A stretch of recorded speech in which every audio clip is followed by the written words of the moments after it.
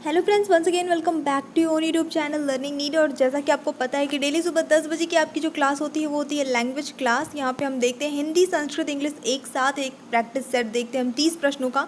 चलिए स्टार्ट करेंगे सेशन बिना टाइम वेस्ट किए। जितने भी लोग जुड़ चुके हैं लाइव, गुड मॉर्निंग सभी को। ठीक है, तो आप लाइव चैट में रिप्लाई करने के लिए रेडी हो जाइए। स्टार्ट करते हैं हमारा आज का सेशन। तो आज का जो पहला प्रश्न है वो है यड़ संधि का उदाहरण है कौन सा इनमें से? मात्राज्ञा, सदैव, गणेश, गायकः। जो इसमें यड़ संधि का उदाहरण हो। इको यड़चि सूत्र होता है यड़ संधि का।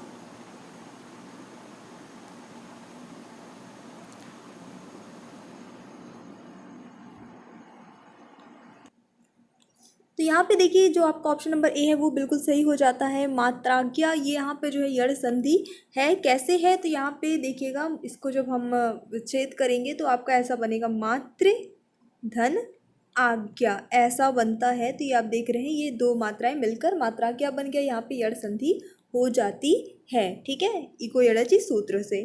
सुरेशः में संधि है कौन सी? सुरधन शह, सुरधन ईशः, सुरधन शह, सुधन रेशः।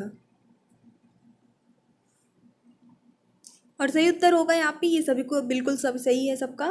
सुरधन ईशा बनेगा सुरेशा। अगला प्रश्न, अतिहिमम इसमें कौन सा समास है? अव्ययी भाव समास, द्वंद्व समास, बहुव्रीहि या द्विगु? तो जैसा कि यहाँ पे एक अव्यय लगा हुआ है अति, तो यहाँ पे आपका ऑप्शन नंबर ए सही जाता है, अव्ययी भाव समास। ये इसका करेक्ट आंसर हो जाएगा। ची धातु के प्रयोग में कौन कारक प्रयुक्त होता है? संबंध कारक, करण कारक, कर्ता कारक या कर्म कारक? ची का अर्थ होता है चुनना। और उत्तर सही जाता है इस प्रश्न के लिए आपका ऑप्शन नंबर डी। यहाँ पे कर्म कारक प्रयुक्त होता है ची धातु के योग में। जिससे अलग हुआ जाता है उसमें विभक्ति होगी कौन सी? चतुर्थी, पंचमी, षष्ठी, चतुर्थ। तो आपने अगर कारक चिन्ह आपने याद कर रखे हैं तो आपसे इजीली बन जाएगा।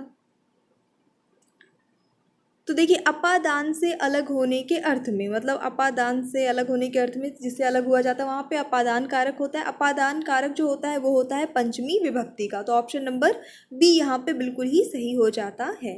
गतिः में लिंग है कौन सा? पुल्लिंग, नपुंसक लिंग, उभयलिंग, स्त्रीलिंग?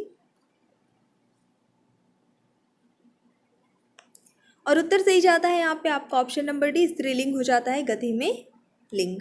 शब्दानुशासनम किस विधा की कृति है? चंपू काव्य है, व्याकरण शास्त्र है, नाट्य शास्त्र है या फिर ये एक महाकाव्य है? शब्दानुशासनम,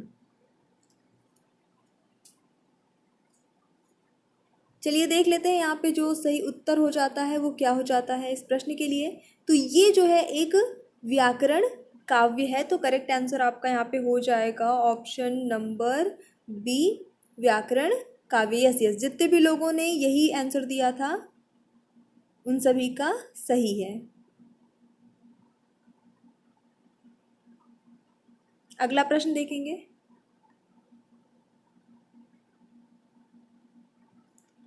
काव्य मीमांसा किसका ग्रंथ है, यानी इसके रचनाकार कौन है? राजशेखर, हेमचंद्र, विश्वनाथ भारवी?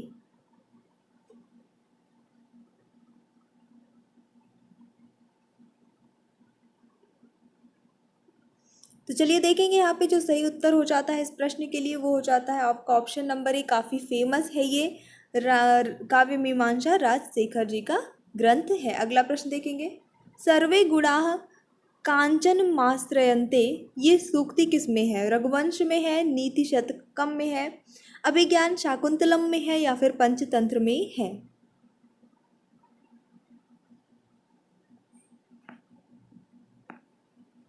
उत्तर यहाँ पे जो सही हो जाता है आपका इस प्रश्न के लिए वो हो जाता है ऑप्शन नंबर बी, नीति शतकम में सम्मिलित है। सरितो पद में विभक्ति और वचन कौन सा होगा? द्वितीय बहुवचन, तृतीय तृतीया का एक वचन होगा, चतुर्थी का एक वचन होगा या द्वितीया का द्विवचन होगा? तो देखिए, सरितो जो है ये शब्द, सरिता का जब आप बनाते हैं शब्द रूप, तो उसमें क्या होता है कि प्रथमा विभक्ति के द्विवचन और द्वितीय विभक्ति के द्विवचन दोनों में है, यही जो है आपका बनता है। तो ऑप्शन में प्रथमा तो है नहीं, द्वितीय का द्विवचन ऑप्शन में दिया है, तो ये बिल्कुल सही उत्तर हो जाता है आपका ऑप्शन नंबर डी। सेवा सदन किसका उपन्यास है? राजेंद्र यादव, प्रेमचंद प्रसाद, रांगेय राघव। सही उत्तर होता है यहाँ पे आपका option number B, Premchand ji की रचना है, उनका उपन्यास है सेवा सदन। अगला प्रश्न, स्वजाति का विलोम शब्द क्या होगा? अजाति, कुजाति, सुजाति, विजाति। ठीक है, सही उत्तर होता है आपका ऑप्शन नंबर डी, विजाति। बड़े न हूजे गुणन बिनु विरद बड़ाई पाए, कहत धतूरे सो कनक गहनो गढ़ो न जाए। कौन सा अलंकार है? अतिशयोक्ति अलंकार है, प्रतिवस्तुपमा है, अर्थांतरन्यास है, या फिर विरोधाभास अलंकार यहाँ पे है?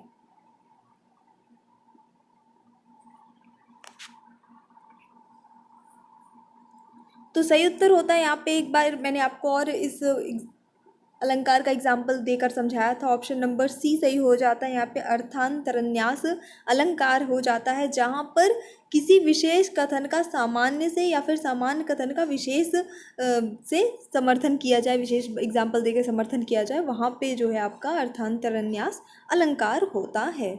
अध्यक्ष व अधिष्ठाता, इसमें उपसर्ग कौन से होंगे? दोनों में ही, अधिष्ठाता, अध्यक्ष।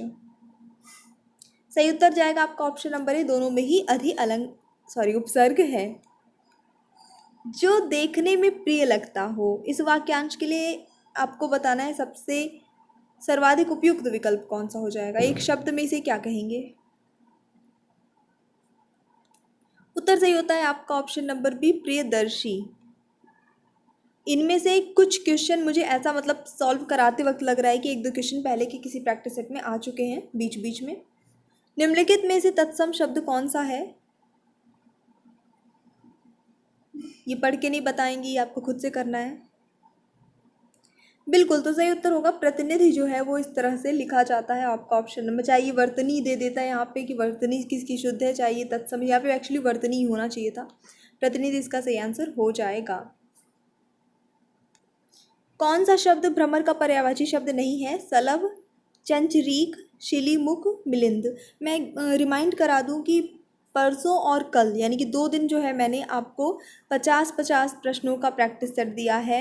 परसों दिया था हिंदी का, कल दिया है इंग्लिश का, और उसका जो टाइटल था वो एक्चुअली मैंने बीएड एंट्रेंस एग्ज़ाम रखा क्योंकि उनका 50 नंबर का सेट आना है, तो 50 क्वेश्चन मैंने इंक्लूड किए थे।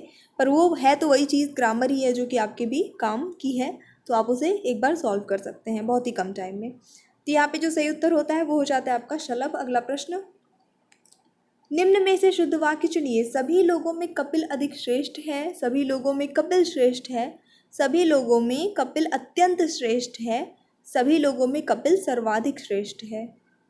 शुद्ध वाक्य। सही उत्तर जाता है यहाँ पे सभी लोगों में कपिल श्रेष्ठ है, क्योंकि जब श्रेष्ठ वर्ड आ गया तो इसका मतलब हो गया सबसे अधिक, सर्वाधिक, अत्यंत, बहुत, सब कुछ अपने आप इसी शब्द में समाहित हो जाता है। अलग से आपको ये लगाने की आवश्यकता नहीं है। गंगा जली उठाना, इस मुहावरे का अर्थ क्या होगा? गंगा नहाना, एक पात्र में गंगा जल भरना, शपथ लेना, गंगा से जलता दीपक उठाना। सही उत्तर होता है इस प्रश्न के लिए आपका ऑप्शन नंबर सी, शपथ लेना, सभी का सही। प्रकृति के सुकुमार कवि किसे कहा जाता है? बहुत ही प्रसिद्ध ये प्रश्न है, बहुत प्रसिद्ध। जयशंकर प्रसाद, सुमित्रानंद पंत, महादेवी वर्मा, या सूर्यकांत त्रिपाठी निराला।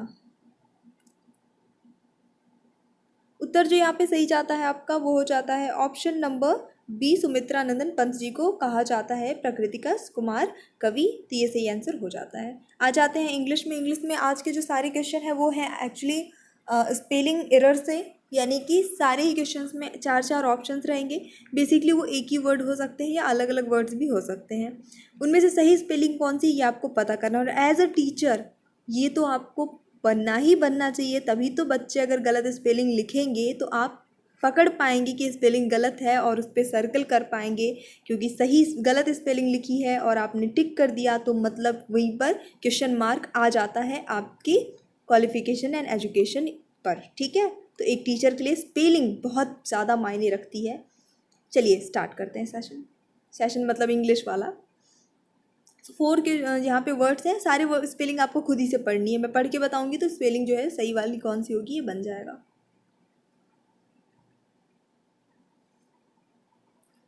चलिए देख लेते हैं यहाँ पे जो सही आंसर होगा आपका इस क्वेश्चन के लिए। फर्स्ट वाले में जो सही स्पेलिंग है चारों स्पेलिंग में से, वो हो जाती है आपके ऑप्शन नंबर डी, अर्थीनेस की सही स्पेलिंग हो जाएगी EARTH। अर्थ की स्पेलिंग होती है INESS लगा देंगे तो यहाँ पे अर्थनेस इसका जो है करेक्ट आंसर हो जाता है। ठीक है, इसका अर्थ क्या होता है अर्थनेस का, ये आपको कमेंट सेक्शन में जाके बताना है। अगला देखते हैं, ट्रूली। ट्रूली की सही स्पेलिंग,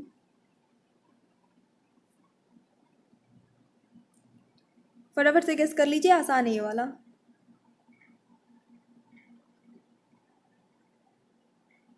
तो यहाँ पे जो सही आंसर होगा आपका, ट्रूली का अर्थ होता है सही मायने में, कोई भी चीज़ सही मायने में हो, और इसका सही आंसर होगा आपका ऑप्शन नंबर डी। हालांकि जब आप ट्रू लिखते हैं तो TRUE उसकी स्पेलिंग होती है, बट उसमें जब हम LY ऐड करते हैं तो ई जो है वो हट जाता है, जिस तरह से आपकी सही स्पेलिंग बन जाती है ट्रूली, मतलब सही मायने में। ओके, एलिनेट की सही स्पेलिंग,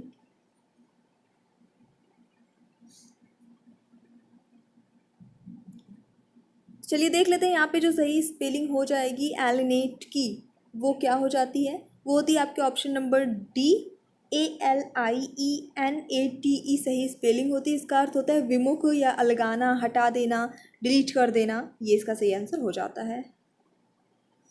ओके, वैसिलेशन सही स्पेलिंग क्या होगी इसकी,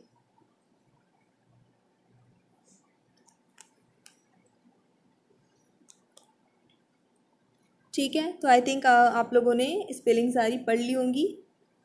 सही स्पेलिंग इसकी होती है आपके ऑप्शन नंबर सी, VACILLATION।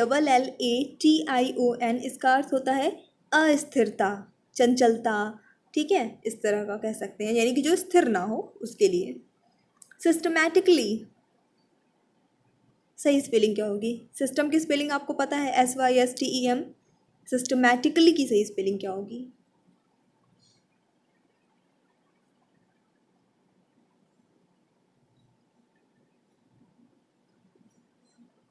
चलिए देख लेंगे। यहाँ पे जो सही आंसर होता है आपका ऑप्शन नंबर बी हो जाता है SYSTEM। तो मैंने आपको बता दिया, सिस्टम की स्पेलिंग हो गई ATIC, ये इतना लगा दिया तो सिस्टमैटिक हो गया, और ALLY लगा दिया तो बन गया सिस्टमैटिकली, मतलब व्यवस्थित ढंग से, प्रॉपर सिस्टम से कोई काम करना। चलिए देखेंगे नेक्स्ट, असैसिनेट सही स्पेलिंग क्या होगी असैसिनेट की,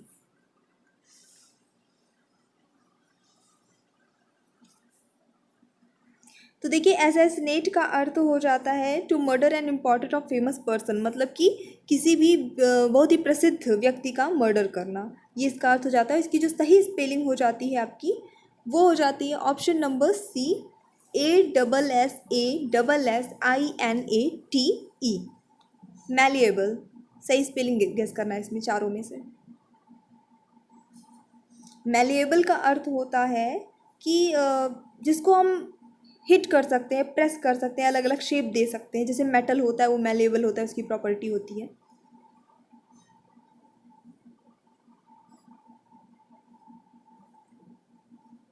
तो चलिए देख लेते हैं यहाँ पे जो सही आंसर होता है आपका 37 के लिए, वो होता है ऑप्शन नंबर ए, MALLEABLE इसकी सही स्पेलिंग हो जाता है, और इसको अर्थ होता है लचीला या नरम, जिसको हम अलग अलग आकार दे सकते हैं।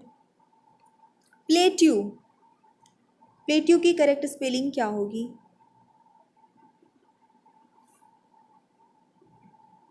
जो आप पठार जानते ना, जियोग्राफी में पढ़ते हैं पठार, उसी को इंग्लिश में कहते हैं प्लेट्यू। सही स्पेलिंग इसकी होती है ऑप्शन नंबर ए, PLATEAU इसकी सही स्पेलिंग होगी, और इसका हिंदी अर्थ होता है पठार। नेक्स्ट क्वेश्चन चलिए देख लेते हैं, एम्बैरस की सही स्पेलिंग, किसी को थोड़ा शर्मिंदगी महसूस कराना, वो कहलाता है एम्बैरस। चलिए देख लेते हैं स्पेलिंग जो सही होगी यहाँ पे, वो हो जाती है आपके ऑप्शन नंबर बी, जितने भी लोगों ने बी गेस किया था सही है, EMBARRASS इसकी सही स्पेलिंग होती है। सो आज का लास्ट क्वेश्चन देखते हैं, और उसके पहले एक छोटी सी रिक्वेस्ट भी है कि प्लीज़ वीडियो को लाइक कर दीजिएगा और शेयर कर दीजिएगा। अगर आप चैनल पे न्यू हैं तो सब्सक्राइब ज़रूर कर दीजिएगा।